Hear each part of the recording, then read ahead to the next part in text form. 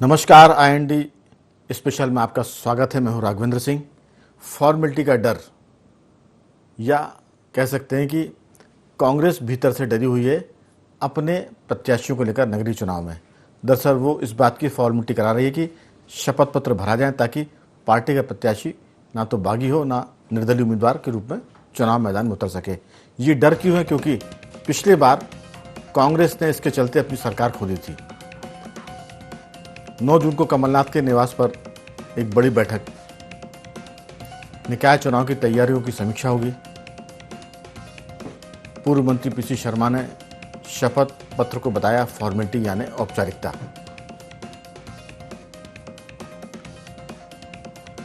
Confidence से चुनाव लड़े प्रत्याशी, इसलिए शपथ पत्र भरवाए जा रहे हैं। शपथ पत्र को लेकर कांग्रेस ने बदला अपना फैसला। सज्जन सिंह वर्मा का आया बयान। प्रदेश स्तर पर शपथ पत्र नहीं भरवाए जाएंगे, सिर्फ 1-2 जगह ही भरवाए जाएंगे शपथ पत्र। स्थानीय मुद्दों के आधार पर वचन पत्र बनाया जाएगा। पूर्व मंत्री PC शर्मा का बयान।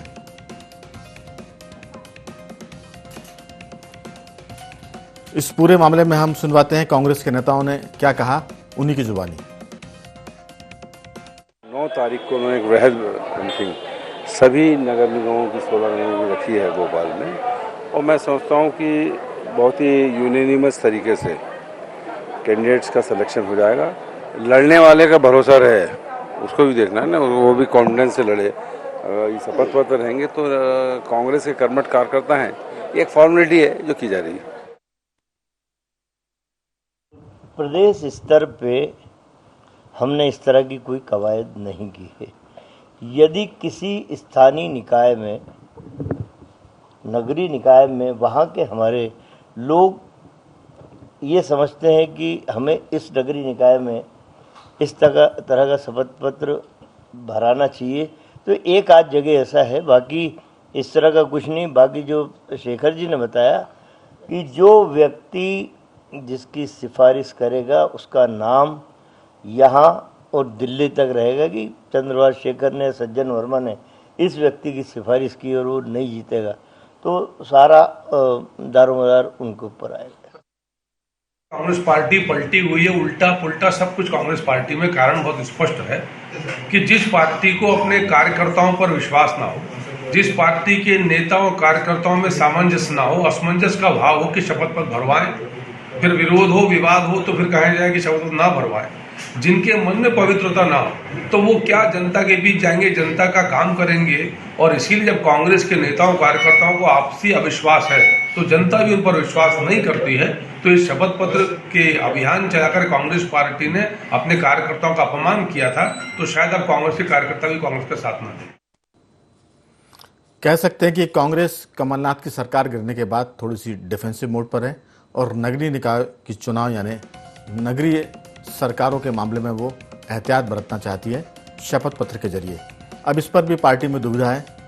कह रहे हैं कि जहां ज़रूरत होगी वहां भरवाए जाएंगे, जहां ज़रूरत नहीं होगी वहां नहीं भरवाए जाएंगे। क्या जहां ज़रूरत है वहां के प्रत्याशी पर भरोसा नहीं है? एक छोटी सी बात यह है कि जब बैंक ऋण देता है तो वो जमानत एक तरह से लेता है। तो ये जो जमानत है, ये जो कॉन्फिडेंस के लिए जो शपथ पत्र है, ये किस तरह की जमानत है? कांग्रेस क्यों डरी हुई है? क्या वजह है इस फॉर्मेलिटी की? हमारे साथ चर्चा के लिए जुड़ेंगे हमारे ब्यूरो चीफ संदीप मिश्रा, भाजपा के पूर्व विधायक शंकरलाल तिवारी, कांग्रेस के प्रवक्ता जितेंद्र मिश्रा और वरिष्ठ पत्रकार गौरव चतुर्वेदी। आप सभी का बहुत बहुत स्वागत है। चर्चा की शुरुआत में करता हूं ब्यूरो चीफ संदीप मिश्रा से। संदीप जी, आखिर क्या वजह है कि कांग्रेस के भीतर ये जो फॉर्मेलिटी है, औपचारिकता है, शपथ पत्र की क्यों करवाई जा रही है? बिल्कुल, देखिए, कहावत है कि दूध की जली बिल्ली छाछ को भी फूंक फूंक करके पीती है। पूर्व में कांग्रेस के साथ जो कुछ भी हुआ उससे कहीं न कहीं कांग्रेस पार्टी अभी तक उबर नहीं पाई है। बार बार आपने को भी याद होगा, हाल में ही अभी 2-4 दिन पहले ही बयान आए थे कि कांग्रेस बिकाऊ नहीं टिकाऊ उम्मीदवारों को चुनाव मैदान में उतारना चाहती है, और यही कारण है कि यहाँ पर शपथ पत्र की बात कही गई थी। उम्मीदवारों से जो, यानी कि जो दावेदार हैं, तो उनसे शपथ पत्र भरवाया जाएगा। हालांकि अब कांग्रेस पार्टी यहाँ स्टैंड में कहीं न कहीं बदल रही है और अब ये कहा जा रहा है कि कहीं कहीं कुछ जगहों पर ये शपथ पत्र भरवाया जाएगा। लेकिन सवाल इस बात का उठता है कि आप शपथ पत्र भरवाते हैं, उसकी क्या गारंटी है कि जो सामने वाला है वो कांग्रेस में ही रहेगा? क्या जीतने के बाद एक बार फिर से वो कांग्रेस में ही रहा या फिर वो फिर से बदल सकता है? इन सब चीजों को लेकर के कहीं न कहीं कांग्रेस में अभी भी भ्रांतियां हैं। लेकिन सही बात तो यही कि आप किस तरह से पहचान सकते हैं कि जो सामने वाला आपके साथ उम्मीदवार बन के चुनाव मैदान में उतरेगा तो वो आपकी पार्टी में पूरी निष्ठा के साथ पूरे 5 साल बिताएगा, पूरे जीवन भर बिताएगा? ये अपने आप में सवाल है। फिलहाल कहीं न कहीं इन पूरी उलझनों से कांग्रेस पार्टी जूझ रही है और यही कारण है कि रोज नए नए कहीं न कहीं नियम बनाने की कोशिश की जा रही है। बिल्कुल संदीप, दरअसल किसी परिवार में कोई आदमी जब टूटता है तो उस परिवार के मुखिया की भी जिम्मेदारी होती है कि वो उस परिवार को जोड़कर क्यों नहीं रख पाए। आपने कहा कि दूध का जला छाछ भी फूंक फूंक कर पीता है, तो कांग्रेस छाछ को फूंकने के बजाय दूसरी व्यवस्था करने में जुट गई है। वो कहीं हम सब इसी पर चर्चा कर रहे हैं कि शपथ पत्र भरवाएंगे। जैसे जब कोई आदमी बैंक से कर्ज लेता है तो वो शपथ पत्र भी देता है, 2 जमानतदार भी लेकर आता है, लेकिन उसके बाद भी अगर उसको पैसे खाना होते तो वो खा जाता है। तो ये दिल समझाने के लिए ख्याल अच्छा है। गालिब कह सकते हैं कि शपथ पत्र से लोग पार्टी को टूटने से बचा सकते हैं या किसी के ईमान पर एक तरह का ताला डाल सकते हैं। लेकिन इस पर शक है, क्योंकि जो राजनीति कर रहा है वो दरअसल इतना सीधा नहीं होता जितना शपथ पत्र के जरिए कांग्रेस उनको बांधने की कोशिश कर रही है। आपको लगता है कि जो महापौर का चुनाव लड़ेगा, जो पार्षद का चुनाव लड़ेगा, वो शपथ पत्र के रास्ते भी खोज लेगा?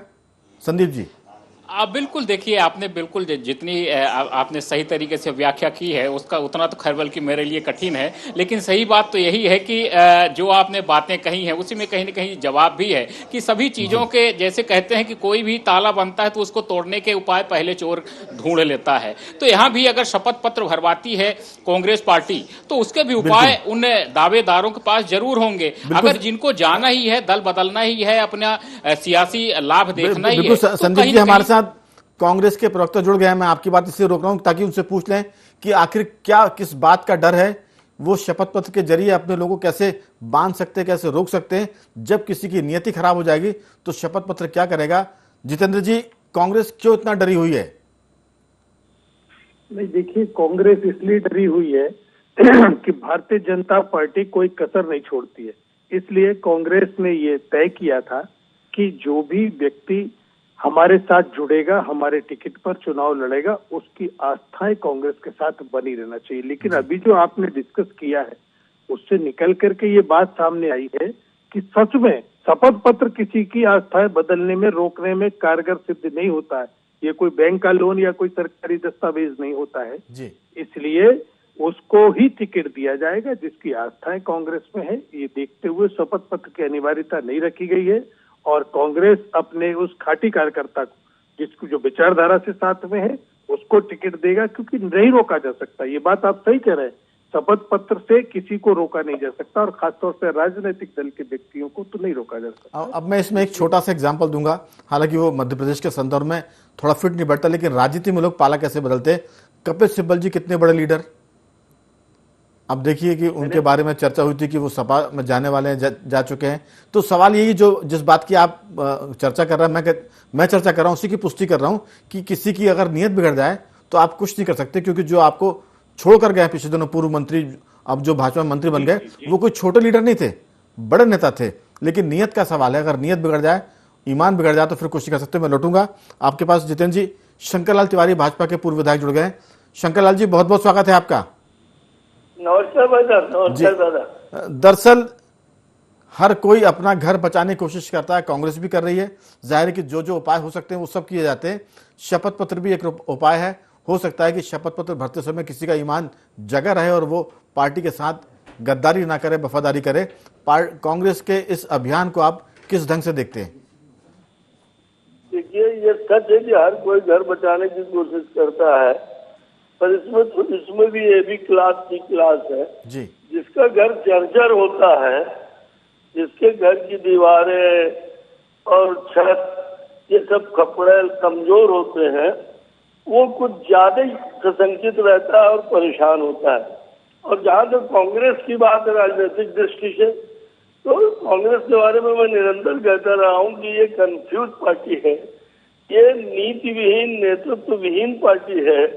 इसके निर्णय जो है तो सिर्फ गुटबाजी, आपसी कलह की उत्पत्ति होते हैं और इनके पास स्थानीय स्तर पर नेटवर्क कार्यकर्ताओं का नहीं बचा। ये बार बार मैं व्यक्तिगत कहता रहा हूँ आप सबके बीच में, और वही स्थिति आज है। पिछले दिनों मैंने IND24 में ही बोला था, जो बहुत तेज शब्दों में कह रहे थे कि हम तो सब जीत लेंगे, ये भी जीत लेंगे, वो भी जीत लेंगे, कांग्रेस के प्रवक्ता जी। तब मैंने कहा था कि आपको कैंडिडेट का टोटा होने वाला, आपको ढंग के अब शंकर लाल जी, जीत के दावे तो सब करते हैं, चुनाव के नतीजे के बाद ही लोग उसको स्वीकार करते हैं, लेकिन जीत के चुनाव के पहले तो दावा करने दीजिए, आप भी करिए, उनको भी करने दीजिए। मैं लौटूंगा आपके पास।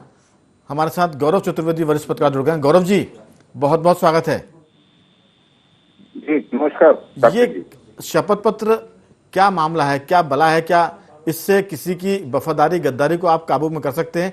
कांग्रेस इतना क्यों डरी हुई है? राघवेंद्र जी, अगर हम देखें, आपने भी लंबे समय से चुनाव देखे हैं, चाहे भारतीय जनता पार्टी हो या कांग्रेस हो, भीतरघातियों से बचने के लिए बहुत सारे उपाय करती है जी। कांग्रेस ने 2018 का चुनाव जीतने के लिए पंगत में संगत का आयोजन किया था। इस बार पार्षद प्रत्याशियों से शपथ पत्र भरवा रही है। कोई प्रत्याशी अपने विरोधियों को, जिनको टिकट नहीं मिल पाता है, उन्हें तीर्थ यात्रा पर भेज देता है। अभी हाल ही का आप अगर देखें, हरियाणा में जो राज्यसभा चुनाव हो रहे हैं, उसको लेकर के विधायकों को होटल में लामबंद किया गया, बंद किया गया। मध्य प्रदेश का उदाहरण आप अगर देखें, 2020 में जब सरकार गिरी थी, तब कांग्रेस के विधायकों को ले जाकर बेंगलोर में रखा गया था। तो इस तरीके के उपाय से बचने के लिए कि किसी भी तरह हम सत्ता प्राप्ति करें, प्रत्याशी हमारा जीते, उसको लेकर के ये उपाय होते हैं। कई बार तो मंदिरों में शपथ दिलाई जाती है, सुपारी और हल्दी और चावल के संकल्प दिलाए जाते हैं। तो ये शपथ पत्र की प्रक्रिया आप देखना होगी कि कार्यकर्ता उसे किस भाव से लेता है, अन्य प्रत्याशी किस भाव से लेते हैं, और फिर उसके बाद क्या परिणाम आते हैं। नहीं, आप इसे किस भाव से देख रहे हैं? ये शपथ पत्र क्या किसी के ईमान को डिगने से रोक सकता है, खासतौर से राजनीति में? देखिए, ईमान को डिगने से तो नहीं रोक सकता है, लेकिन अगर हम देखें, एक हद तक एक संकल्प होता है, एक आदमी बंध जाता है कि हमने शपथ पत्र दिया है। 100 लोगों ने अगर शपथ पत्र भरे तो हो सकता है कि 70-80 लोग पार्टी के पक्ष में काम करें। कई बार प्रत्याशी के जो विरोधी रहते हैं वो अन्य जगह पर जाकर काम करने लगते हैं कि हम पार्टी का काम कर रहे हैं, लेकिन अगर हम उसके असल जनाधार को देखें तो उसका उस क्षेत्र में जनाधार रहता है जिस क्षेत्र में वो चुनाव लड़ना चाहता था। बिल्कुल। लेकिन वो अन्य क्षेत्र में चला जाता है। ऐसी स्थिति में जो भी राजनीतिक दल है उसके प्रत्याशी को नुकसान होता है। उस नुकसान से बचने के लिए अगर कांग्रेस ये उपाय कर रही शपथ पत्र भरवाने का, और दोनों ही राजनीतिक दलों में होता है, भाजपा में भी होता है, कांग्रेस में भी होता है। नहीं, हमारा कांग्रेस से मतलब नहीं है, तमाम जो पार्टियां करती, क्या जो भी पार्टी करती है शपथ पत्र भरवाने का, क्या वो समझती है कि राजनीति करने वाला इतना सीधा होता कि शपथ पत्र या हाथ में गंगा जल लेगा तो वो कसम को तोड़ेगा नहीं? इससे बचकाना बुद्धि, यानी जिसे कहते हैं ना, बच्चों जैसी बुद्धि नहीं हो सकती कि कसम खा लो तो फिर हम पलटेंगे नहीं। स्कूल कॉलेज में भले ही हो सकता हो, लेकिन सियासत में जो बहुत घुटे हुए लोग होते हैं, आप भी लंबे समय से सब कुछ सियासत को देख रहे हैं, चुनाव को देख रहे हैं, और 2020 में कांग्रेस की सरकार को गिरते हुए भी देखा है, तो ये थोड़ा सा राजनीति में बचकाना सा निर्णय कि शपथ पत्र भरो तब आपको टिकट देंगे, मुझे लगता है कि ये घबराहट का भी नतीजा है। नहीं, स्वाभाविक तौर पर ये घबराहट का नतीजा है। अगर हम मध्य प्रदेश के उपचुनाव की बात करें तो दमोह उपचुनाव में मुख्यमंत्री शिवराज सिंह चौहान, वीडी शर्मा अंतिम समय तक कार्यकर्ताओं को फोन लगा कर कहते रहे कि आप चुनाव में जुटिए, स्थिति खराब है, और परिणाम वहां विपरीत आए थे। उसके बाद भी कार्यकर्ताओं ने काम नहीं किया था। लेकिन इस तरीके के उपाय से एक हद तक, अगर हम 100% नुकसान होना है वहां अगर 30% भी बचा लेते हैं तो सरकार को, जो भी प्रत्याशी है उसको कुछ तो फायदा होता है। ऐसी परिस्थिति में पार्टियों को भी फायदा होता है। फायदा और नुकसान की बात नहीं कर रहा, मैं पूछता हूँ कि ये जो फैसला है, हालांकि बीच में सज्जन सिंह वर्मा कह रहे हैं कि हमने इसको सीमित कर दिया है, जहां जरूरत होगी वहीं शपथ पत्र भरवाए जाएंगे, और पीसी शर्मा कह रहे हैं कि हमने इसलिए भी ये काम किया ताकि जो उम्मीदवार है वो कॉन्फिडेंस में आए। मैं लौटूंगा, जितेंद्र मिश्रा जी हमारे साथ बने हुए। जितेंद्र जी, पार्टी हर तरफ से कोशिश करती है, करनी चाहिए, लेकिन पीसी शर्मा का बयान और फिर बाद में सज्जन वर्मा का बयान, ये दो तरह के बयान हैं। सज्जन वर्मा कहते हैं कि हमने इसको सीमित कर दिया, कुछ ही स्थानों पर जहां जरूरत पड़ेगी वहां शपथ पत्र भरवाए जाएंगे। तो क्या पार्टी में इस मुद्दे पर एक राय नहीं है?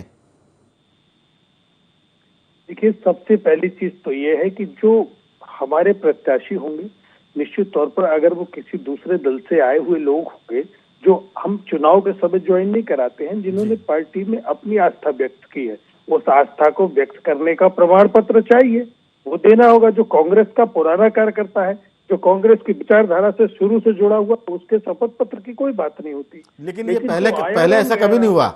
उनसे ये पूछा जाता है कि भैया आप बताइए, आप वापसी तो नहीं होगी, नहीं पता ये चलेगी, हम कांग्रेस का टिकट नहीं दे रहे।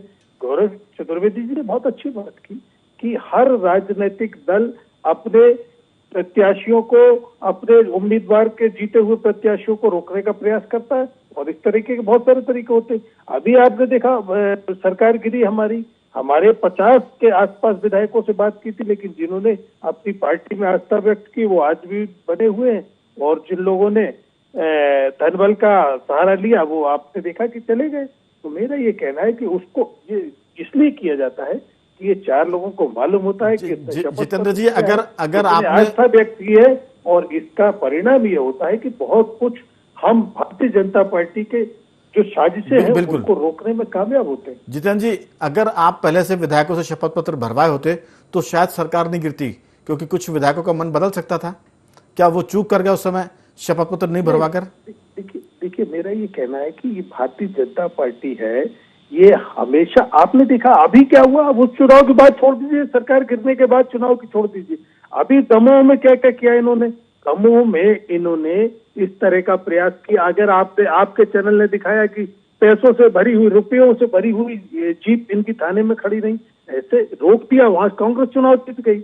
अभी आपने देखा क्या हुआ, इनके लगातार है क्या, भारतीय जनता पार्टी इस महंगाई, इस बेरोजगारी और कोरोना काल में हुई अव्यवस्थाओं के दौर में चुनाव में जाने की स्थिति में नहीं थी। आपने देखा क्या हुआ, जोबट में कांग्रेस के एक कार्यकर्ता को तोड़ करके अपने साथ ले गए चुनाव लड़ाने के आश्वासन पे। इन्होंने क्या किया, पृथ्वीपुर में इनका कोई कार्यकर्ता नहीं था चुनाव लड़ने का, इन्होंने सपा से तोड़ करके एक व्यक्ति को चुनाव लड़ा दिया। ये रैगांव में चुनाव लड़े, वहां का परिणाम आपके सामने आ गया, दमोह का परिणाम आपके सामने आ गया, खंडवा में ये चुनाव लड़े, 3.25 लाख की चीज 70,000 में सिमट गई। ये है भारतीय जनता। तो इस तरीके के प्रलोभन देने का काम भारतीय जनता पार्टी का है। उसको रोकने के लिए हमसे जो संभव प्रयास होगा उसको करेंगे, और उसका फायदा ये होता है, जैसा भी गौरव जी ने कहा कि 100 में से 70-80 लोग उस बात को मानते हैं और उम्मीदवार के पक्ष में काम करते हैं, चाहे टिकट मिले चाहे ना। पूछता हूं मैं शंकर जी से, पूछ लेता हूं। लोगों को नहीं रोका जा सकता है, चाहे शपथ पत्र या गंगाजल कुछ भी हो, जैसा आपका कहना है। जी शंकर जी, कांग्रेस अपना घर बचाने के लिए, कोई भी आदमी अपना घर सुरक्षित रखने के सारे उपाय करता है। बारिश में पानी का इंतजाम करता है कि पानी ना घुसे, चुनाव में इस बात का इंतजाम करता है कि जो उम्मीदवार खड़ा वो टूटकर दूसरी पार्टी में ना चला जाए। तो ये जो शपथ पत्र है, क्या आप अपने दल में भी लागू करेंगे? नहीं, हमारे यहाँ शपथ पत्र वाली कोई न चर्चा है, हमसे प्रश्न करने का कोई मतलब ही नहीं। आदरणीय, मैं प्रणाम पूर्वक कहता हूँ, हमको शपथ पत्र भरवा रहे हैं कि क्या कर रहे हैं। अभी आज की डिबेट अपनी IND 24 की है कि ये शपथ पत्र भरवाने की नौटंकी जो कांग्रेस ने करी, इसका क्या लाभ है, न कांग्रेस को कोई लाभ है क्या, पर अभी जवाब नहीं दे पा रहे हैं। ये दमोह चुनाव और खंडवा चुनाव, फलाना चुनाव बता रहे हैं। सच ये है कि कांग्रेस में घबराहट है। कांग्रेस चुनाव से पहले भी भागती रही है। पहले ये चुनाव को रुकवाने हाई कोर्ट गए, यहाँ चुनाव पंचायतों का शुरू हो गया था, इसके बाद नगरीय निकाय का होने वाला था, फिर सुप्रीम कोर्ट गए, अब पंचायतों के चुनाव हो रहे हैं, आरक्षण के साथ हो रहे हैं, जिसको इन्होंने रोकने की और महाराष्ट्र के तर्ज पर चुनाव कराने की बात कही थी। नगरीय निकाय चुनावों में जो ये फॉर्म भरवा, अब ये कह रहे हैं कि हम कुछ नगरीय निकायों में भरवाएंगे। अब बताइए इसका क्या मापदंड होगा उन नगरीय निकायों में जहाँ शपथ पत्र भरवाने की बात सज्जन सिंह वर्मा कर रहे हैं। कॉन्फिडेंस शब्द का, सब प्रत्याशी का कॉन्फिडेंस बढ़ेगा और कॉन्फिडेंस से चुनाव लड़ेगा।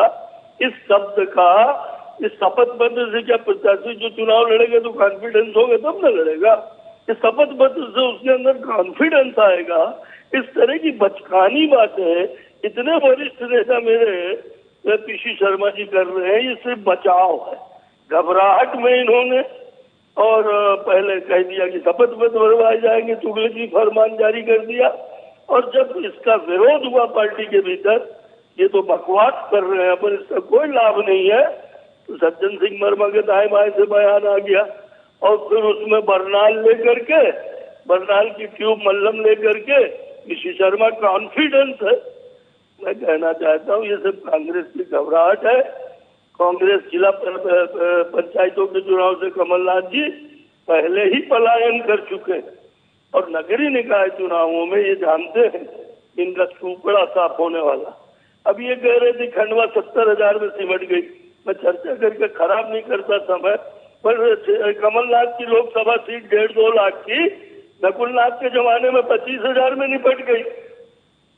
इन बातों से कुछ नहीं रखा। शपथ पत्र की नौटंकी जो थी वो आपकी बेनकाब हो चुकी है और आप अपने ही किए को 24-48 घंटे में वापस लेने पर बाध्य हुए। चलिए मैं पूछता हूँ गौरव जी से। गौरव जी, आपने सुना शंकरलाल तिवारी जी को, उनका कहना है कि ये नौटंकी है और 24 घंटे के भीतर ही कांग्रेस को बैकफुट पे जाना पड़ा क्योंकि ये फैसला गलत था, इससे गलत मैसेज जा रहा था। पार्टी के भीतर ही विरोध हुआ और नतीजा ये कि उन्होंने कहा कि अब कहीं कहीं जहाँ जरूरत पड़ेगी वहां शपथ पत्र लिए जाएंगे। आपका क्या कहना है? राघवेंद्र जी, अगर हम इसे बाहर से देखें तो हमें ये नौटंकी नजर आती है, लेकिन अगर हम आंतरिक तौर पर देखें, पार्टी के स्तर पर देखें या प्रत्याशी के स्तर पर देखें, तो ये कई बार बहुत आवश्यक हो जाती है। आपको एक उदाहरण के तौर पर बताना चाहूंगा, 1994-95 में जब नगर निगम के चुनाव हुए थे तो कांग्रेस अपने टिकट पाने में असफल हुई थी, तो उसने फ्री फॉर ऑल का एक प्रयोग किया था जो उसे वापिस सत्ता में बनाए रखने के लिए बहुत काम आया था। ये छोटे छोटे कई बार उपाय होते हैं कि हमें भले नौटंकी नजर आते हैं, लेकिन कई बार एक आस्था का विषय आ जाता है, कई बार अपमान का विषय आ जाता है, कार्यकर्ता पार्टी के पक्ष में काम करने लगता है। चूंकि भारतीय जनता पार्टी इन दिनों सिर्फ जीत के परचम को लेकर के आगे बढ़ रही है, इससे भारतीय जनता पार्टी को फर्क नहीं पड़ता है। लेकिन अगर कांग्रेस इस प्रयोग को करती है और कांग्रेस का जो कार्यकर्ता है वो अगर ईमानदारी से पार्टी के हित में, प्रत्याशी के हित में जुटकर काम कर लेता है, तो थोड़े बहुत परिणाम बदलने की स्थिति बनती है और जो उस पार्टी को लाभ पहुंचाती है। बिल्कुल, हम नौटंकी नहीं कह सकते, एक वास्तविक प्रक्रिया है और चुनाव में होता रहता है। आपने 1993-94 का जिक्र किया, जब मुख्यमंत्री दिग्विजय सिंह हुआ करते थे। उस समय मध्य प्रदेश अविभाजित था, शुक्ल बंधु भी थे, तब माधवराव सिंधिया जी भी थे, मोतीलाल वोरा भी थे। तब कांग्रेस के भीतर वो प्रयोग नहीं था, इतनी ज्यादा गुटबाजी हो गई थी कि दिग्विजय सिंह ने कहा कि हम टिकट बांटने की स्थिति में नहीं है, इसलिए जिसको फॉर्म भरना भरे, जो जीतेगा वो हमारा आदमी। वो मजबूरीवश हुआ था। उस पूरे जैसे घटनाक्रम का मैं गवाह रहा, क्योंकि उसमें क्या हुआ था कि मुकेश नायक जी ने बैठक में घोषणा होने के पहले कुछ अपने भोपाल के जो उनके समर्थक थे उनके नामों की घोषणा कर दी थी कि ये फला वार्ड से चुनाव लड़ेंगे, ये फला से लड़ेंगे। जब इस बात पर दिग्विजय सिंह जी ने उनसे सवाल किया, मुकेश नायक तब दिग्विजय सिंह के कैबिनेट के मंत्री हुआ करते थे, तब उन्होंने कहा था कि दादा भाई क्या मैं 2-4 टिकट भी नहीं बांट सकता। और उसको लेकर उन्होंने कहा था कि अगर ऐसी स्थिति है तो फिर हम टिकट नहीं बांटेंगे, फ्री फॉर ऑल, जिसको लड़ना वो लड़े, जो जीतेगा वो हमारा है। तो ये प्रयोग नहीं बल्कि मजबूरी था। मैं पूछता हूं, अंतिम दौर की बातचीत है, जितेंद्र मिश्रा जी, हमारी शुभकामनाएं कि शपथ पत्र कामयाब हो और आपके जो लोग चुनाव लड़ रहे हैं वो पार्टी में निष्ठा बनाए रखें। आपकी इस पर अंतिम टिप्पणी। धन्यवाद आपको शुभकामनाओं के लिए। लेकिन अभी मैं शंकरलाल जी को सुन रहा था, शंकरलाल जी वरिष्ठ प्रवक्ता है, कहीं कहते हैं जर्जर मकान है, कहीं कहते हैं खपरेल टूटी हुई है। मैं ये पूछता हूं कि स्वामी प्रसाद लोधी से रामकृष्ण कुशमरिया तक आपके लोग हमारे पास आए थे कि हमें सदस्यता दिला लो। ऐसे कई लोग भारतीय जनता पार्टी के हमारे पास आते हैं, ये 2 के तो मैंने उदाहरण दिए, 50 नाम है। तो किसका घर और किसकी खपरेल? आप भी चुनाव में अपना काम कीजिए, हमें भी चुनाव में काम करने दीजिए। मुकाबला होने वाला है, बहुत जल्दी परिणाम आ जाएंगे। आप इसलिए घबराए हुए हैं कि आपने कोरोना में नदियों में बहती लाशें देखी, आपने महंगाई के चरम को छुआ है। आप कहते थे बहुत हुई महंगाई की मार, अब की बार मोदी सरकार, बेरोजगारी का आकार पर्वताकार हो गया। इन सब चीजों से काम नहीं चलेगा, आपको मुकाबले में आना पड़ेगा और हम तैयार हैं, कमर कस दिए। पहले भी हमने आपसे पहले प्रत्याशियों की घोषणा की थी, आज भी हम आपसे पहले प्रत्याशियों की घोषणा करेंगे। हमारे प्रभारी बन गए, हमारे पर्यवेक्षक हमारी रिपोर्ट सबमिट कर रहे हैं, लगातार रोजाना रिपोर्ट सबमिट हो रही है। आपके प्रत्याशियों का पता नहीं है, आपकी कमेटी का पता नहीं है। तो मेरी तो शुभकामनाएं सबके लिए है। चुनाव आ रहा है, आइए देखें। चलिए, सभी मेहमानों का बहुत बहुत धन्यवाद। शंकर जी आपका भी धन्यवाद, गौरव जी आपका भी, संदीप जी आपका भी, और जितेंद्र मिश्र जी आपका भी बहुत बहुत साधुवाद कि आपने चर्चा में हिस्सा लिया। कुल मिलाकर कांग्रेस इस बात का पुख्ता इंतजाम करना चाहती है कि जो उसके प्रत्याशी हैं वो पार्टी छोड़कर न जाए, वफादार रहें, गद्दार न बने। इसलिए शपथ पत्र भरवाया जा रहा है, लेकिन वहां जहां जरूरत महसूस होगी, ताकि पार्टी अपने उम्मीदवारों के साथ साथ जीतने के बाद वो पार्टी को और मजबूत करें। ये उनकी प्रक्रिया है। तो IND स्पेशल में आज सिर्फ इतना ही। कल किसी और मुद्दे पर आपसे बात करेंगे। तब तक बने रहिए हमारे साथ और देखते रहिए IND 24।